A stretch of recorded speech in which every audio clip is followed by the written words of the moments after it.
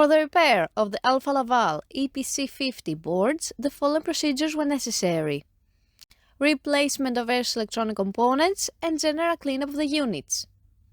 For testing, we add a series of power supplies to the I/O board and a 24-volt DC power supply to the OP board.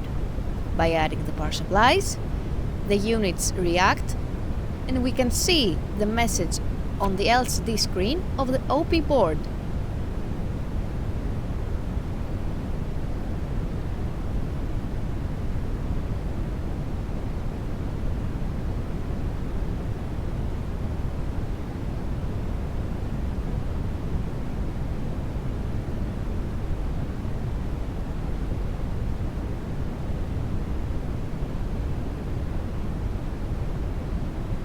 The error message is due to lack of additional units, so no further testing is possible.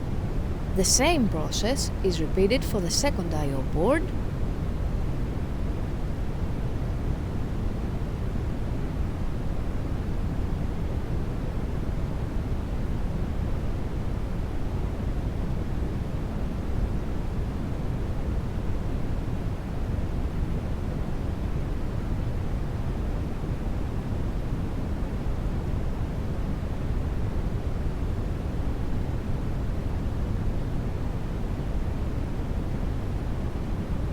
and lastly for the third I/O board.